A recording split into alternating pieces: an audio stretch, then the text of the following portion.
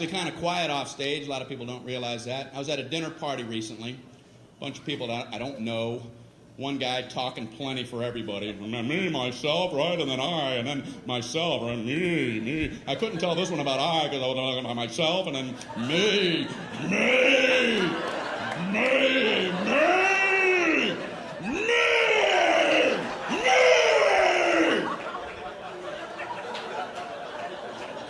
Beware the me monster. So I tried to jump in with a little story. I don't want to just sit there the whole night. Right when I'm done with my story, this guy goes, "That ain't nothing." Oh, well, didn't mean to waste everybody's time telling my nothing story. Here, let Marco Polo speak. He's back with tales of adventure. My story ain't nothing. Maybe it wasn't, because I made the mistake of trying to tell a story about having only 2 wisdom teeth pulled, and I learned a lesson. Don't ever try to tell a 2 wisdom tooth story, because you ain't going nowhere. The 4 wisdom teeth people are going to parachute in and cut you off at the pass. Halt! Halt with your 2 wisdom tooth tale. You will never complete one, trust me. I'm trying to tell my story. You know, I had some wisdom teeth pulled. I had 4 pulled. Oh, okay.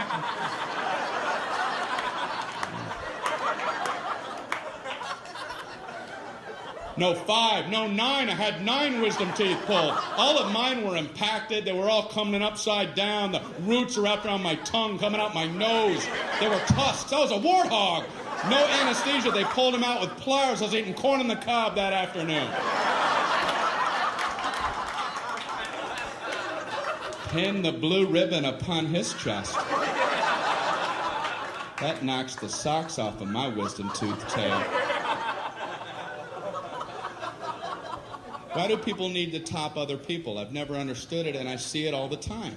Obviously, people get something out of it. At best, people wait for your lips to stop. Yeah, as soon as... Okay, you, me!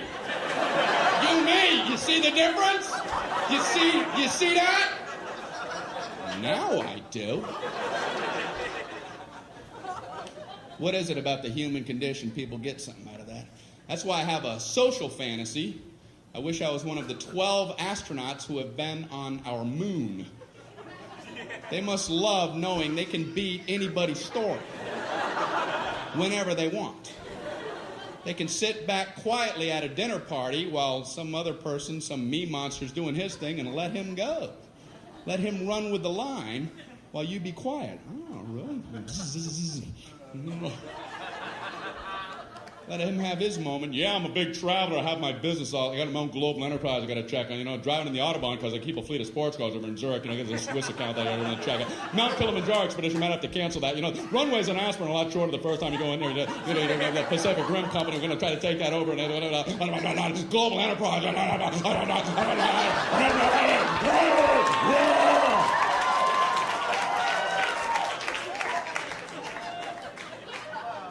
I walked on the moon.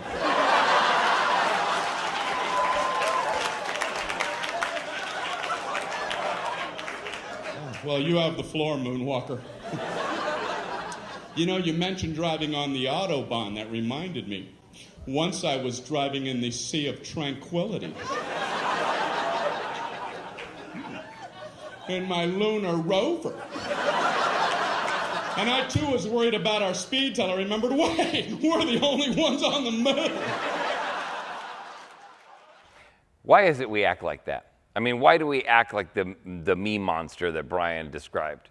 It's natural for all of us. We want to just measure up a little bit, right? We want to, whatever somebody else does, we want to do it just a little bit better. I do the same thing. I am constantly wanting to one-up someone. And the truth is, some of the most embarrassing things I've ever said, I've said because I'm trying to one-up somebody else. Maybe that's not your story. Maybe you're not a one-up and a story person. Maybe you're a little bit quieter and introverted, and you kind of sit on the sidelines, but we all are kind of obsessed with being better than other people. I don't know about you guys, but I know that lots of you were working for this, and it was, coveted by many of you, but I'm sorry to announce and disappoint you, but I got this from my daughters. It says I'm the best dad in the whole world. A little golf towel. I know that many of you were aspiring to it, and I'm sorry to announce that I did get it. Best dad in the whole world. Maybe you could get it next year, though. You could try, but to be honest with you, I've been getting gifts like these for several years running, so your hopes just not looking too good. I wouldn't get your hopes up too much. It's a little tough, though, right? Because you want to be better than somebody else. Maybe not at being a dad, or maybe not at the one-up story, but we want to be the greatest, don't we? That's always a struggle. We want to have the greatest, be known as the greatest, and it's not a new struggle to us. In fact, one of the things we're doing is we're talking about the greatest summer ever, and these are just kind of times when Jesus talked about being the greatest, or having the greatest, or what the greatest of something was. And now to get this struggle that we've had to be the greatest, we've got a little bit of an understanding of this isn't new to us. This has been around for decades, for generations, for years, for literally centuries. And all the way back to the times when the disciples were struggling with it. But to get a little bit of an understanding about what we're going to talk about being the greatest, we have to get a little bit of backstory. The backstory comes from Matthew chapter 17. Starts in the very beginning of it. Look at this. It says this. After 6 days, Jesus took with him Peter, James, and John, the brother of James. These are the three closest guys to Jesus. And led them up a high mountain by themselves. There he was transfigured before them. His face shone like the sun, and his clothes became as white as the light. And then there appeared before them Moses and Elijah talking with Jesus. Pretty crazy scene, right? We call this the Mount of Transfiguration. Jesus takes these guys up. He kind of says, hey, let me just kind of peel back the veil for a second and let you see what's going on, that I'm not just some guy, I'm not just some teacher, I'm God. And he peels back and his face shows like the sun. And so that the disciples weren't confused that, hey, maybe is this Elijah or Moses kind of greats or the greatest in their history, their family story, that kind of thing. Moses and Elijah appear alongside of Jesus and talk with Jesus. Pretty crazy stuff. Then it goes on. I love Peter. It's my favorite. Peter said to Jesus, Peter, I love Peter, right? Jesus, Lord, it's good for us to be here. If you wish, I'll put up 3 shelters, one for you, one for Moses, and one for Elijah. What's crazy about it is Peter tries to one-up Jesus' story, right? Jesus is like, hey, let me show you something. He peels back his face and shows like the sun. Elijah and Moses appear with him, and Peter's like, listen, I know you have thought about a lot of stuff, but let me take over the show, and let me make this about me for a second. And while he was still speaking, this is awesome, a bright cloud covered them. A voice from the cloud said, this is my son, whom I love, with whom I am well pleased. Listen to him. Can I tell you the Jeremy Unauthorized version? God breaks out of the heaven and says, hey, this is my son, Jesus. Peter, shut up, right? It's pretty funny because Peter gets himself in the front, right? He's like, I got it. I see what you're doing here. Let me take over from here. You ever done that for God? I see what you're doing here, now let me take over. I see where you're headed. Let me take that. Let me bother you with the things of my life. Let me take care of that for you and kind of take it over. The story goes on, next couple of sentences, a few little bit later, Jesus is talking to him, and when they came to Galilee, he said to him, the Son of Man, that's Jesus' favorite title for himself, the Son of Man is going to be delivered into the hands of men, and they will kill him. And then on the 3rd day, he will be raised to life. And the disciples were filled with grief. They went from seeing him for who he really was, God with skin on, peels back the skin, peels back the veil, and shows him all of his glory, and then says to him, listen, here's the deal. I'm going to be given up to be crucified. And it's all going to end this thing. And they were all filled with grief. And that kind of gives us the backstory that gets us into the very beginning of chapter 18 where this happens. At that time, the disciples came to Jesus and said, who then is the greatest in the kingdom of heaven? You got to give them credit for some stuff, right? I mean, at least they got guts. They got guts, right? They got the splukna. Like they've got what it takes because they're very bold people. They're like, hey, I know we just saw you and know that you're God. And then I know you just said you're going to die. But since you're going to be checking out, right, can I just get a front, like what do I got to do to get a good place in the kingdom later? I mean, if you're going to be leaving, I want to make sure I'm set up. And that is a struggle. It reminds me of a scene from Three Amigos. Can I have your watch when you are dead? What did he say? They just found out that he's going to die. And then they're like, hey, how can I get to be the greatest in all of the kingdom? Now, I know none of us do that, right? None of us really struggle to want to be the greatest of stuff. Of course we do. I mean, we may know that we're not necessarily going to be the greatest, but all of us want to be something. We also don't want to be the worst, do we? I mean, we know we have a tendency to define things by other people, right? By not maybe being the greatest, we may know that we're not going to be the next influencer on social media, but that doesn't keep us from looking at our likes, does it? Right? We may know that our kid is not going to make it into the pros, but that doesn't mean that you can convince a dad of that on the sidelines this weekend, right? We may know that we weren't very good at baseball or football or basketball, but that doesn't keep us from living the glory days, right? We may not, when it comes to sin, we may not be saying, hey, listen, I know that I'm not the worst sinner, but there's that guy that's worse than me, right? You may be saying, hey, I know I don't do all the best things, but at least I'm not that guy. I don't do those things and that stuff, right? None of us know, we all know that we're not going to be the greatest at anything, but maybe we all know we all don't like to be the worst. We always like to have somebody worse than us or maybe be a little bit better than the next guy. It's part of who we are. Nobody really wants to be picked last for dodgeball, right? It's something that's natural and a part of us. And so Jesus' response, you probably already know it.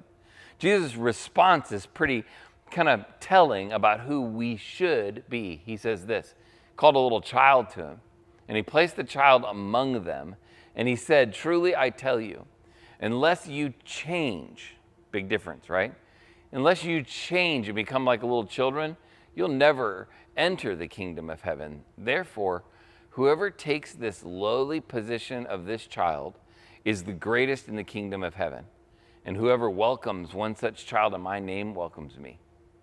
It's a pretty profound and powerful statement about who you and I are, right? We aspire to greatness. We all want to be something better than we are. We all want to be just a little bit, we all don't want to feel like we're the least of, right? But what Jesus is saying to them is that unless we change our heart's position and become like a child, then we'll never really understand what this whole kingdom is all about. You'll never enter the kingdom. And so there's something important here, because sometimes we're like, oh, good, I want to have a childish faith, a faith like a child has. And there's a difference. Our faith should be childlike, not childish. There's a big difference between a childlike faith, a faith that is like that of a child, and a childish faith, because we're commanded to grow in our faith. Look at what it says in Ephesians. It says, then we will no longer be infants tossed back and forth by the waves and blown here and there by every wind of teaching and by the cunning and craftiness of people in their deceitful scheming. Man, as I look around, as I watch TV, as I kind of look at what seems to be kind of a litany of exposés that kind of make their way out, people on TikTok, folks on making documentaries about folks who fall to pretty easy problems. Like, we look at it from the outside and go, how could you find and follow a leader like that who deceived you so greatly? It's because we have faith like infants. Faith like infants is tossed back and forth by the waves, right? Faith like infants is blown here and there by every wind of teaching. Listen, what's vitally important for you is not that you have a childish faith.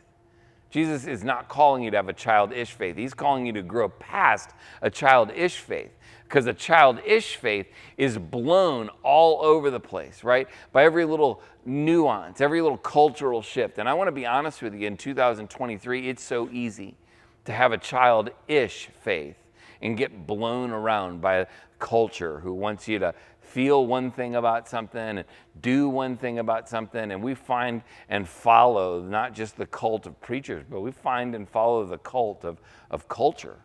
It's who our culture is. It blows us to and fro, but I would just challenge you that you aren't to have a childish faith. You're to have a childlike faith, a faith that is like that of a child, one that is humble, one that is obedient, one that is focused. And that's what we're going to talk a little bit about. But how do you get from a childish faith to a childlike faith? How do you get from a faith that is infantile and easily blown around to a childlike faith that's growing and significant and focused? I think that you have to follow an example. Paul says this really well, that he says, when he talks about himself, he says, follow me, follow my example as I follow the example of Christ. There's a couple of qualifiers. He doesn't just say follow me, right? Because that's what Jesus said. Jesus said follow me. But what Paul says is follow my example as I follow the example of Christ. Finding followers of Jesus who are in front of you is a good thing, and watch them follow Jesus. Then critique their following of Jesus with God's word and walk with him and let them get in front of you, right? You know what's easy to do is follow the latest fad of preacher, the latest fad of theology, the latest fad of anything. And then you get really excited about how good or how gifted a communicator is, or how good or how gifted a church is, or how cool their music is, or whatever. And you dive all in and get real excited about it. And 6 weeks, 6 months, 6 years later, they kind of capsize. Something big comes out and exposes all the debauchery and the brokenness behind the scenes. Because here's the deal. You were following an example, but you weren't following the second part, as I follow the example of Christ. We follow Jesus and follow people who follow Jesus. That's why I really enjoy working through things like one of the followers of Jesus that I like to follow in addition to Paul is Dallas Willard. Dallas passed away, and I'm not positive, just watching his life, that he knew the difference between being alive in this world and being alive in the next one. Because I feel like everything I saw in him was so Christ-like that when he passed away from here, that I think he started there and didn't notice there was a huge difference. Following an example matters. May I just have this question for you, the difference between your childish faith and the childlike faith? So what kind of example are you? I mean, let me just ask you that really kind of simple question. What if all Christians were just like you? You're like, oh, no, don't look at me. But the truth is, we're looking at you either way. People know you. People around you are watching. What if all Christians were just like you? What if all Christians studied the Bible like you study the Bible? Would the body of Christ be well built? Would it be well disciplined in its study? What if the entirety of all Christianity, what if all Christians gave like you give? Would the ministry be funded? What if all Christians served like you serve? Would we be resourced with people? Would we be able to reach people and help them take their next step toward Jesus if everybody served like you served? What if the entirety of Christians, what if all Christians loved like you love? Cared about people like you care about people? What if everybody did that? What if you were like everybody else? But bigger question is, what if everybody else was like you? The good news and the bad news, like it or not, you're an example. The question is, are you a good example? It's the difference between a childish faith and a childlike faith. A childish faith says, hey, I'm no example, don't look at me. A childlike faith says, look, the reality is people are looking at me, and I'm going to follow Jesus faithfully. I'm just going to focus my eyes on him, and I'm going to keep following him. A childish person just says it's all about me, right? A childlike person says, I know that people are looking at me, and I'm going to follow my leader well. When I think about like good examples, people to follow, not necessarily always in faith, but when I think about good examples in our culture, I think about teachers. Teachers are underpaid, and they have to put up with parents. It seems like a bad combination, doesn't it? I mean, many of our teachers pay out of their own pockets to resource their classroom. Many of our teachers give their own time when they're not on the clock, right, to care for, to tutor kids, to care about them, and talk to parents and help them resource.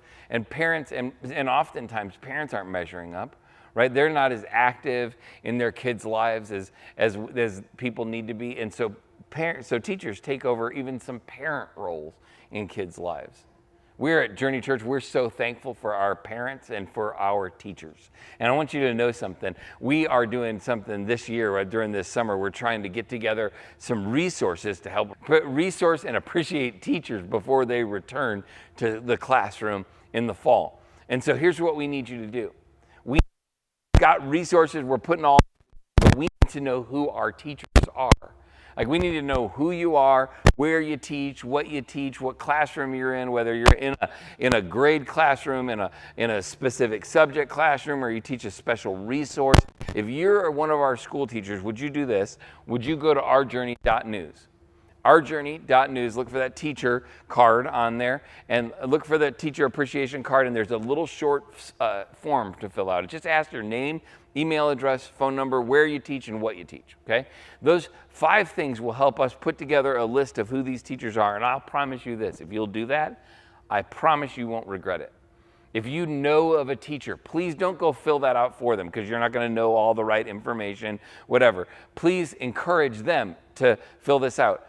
If you're a teacher who's a part of Journey Church, or you know of a teacher who's a part of Journey Church, please go to ourjourney.news and fill that out, because we want to appreciate the examples in our life. But man, you know what I love most about teachers? You want to talk about some amazing people? Because what's amazing is their humility. I was struck by this thought this week. The greatest teachers of humanity in our world are the greatest teachers of humility. The people who teach us the most about being human are the people who teach us the most about being humble.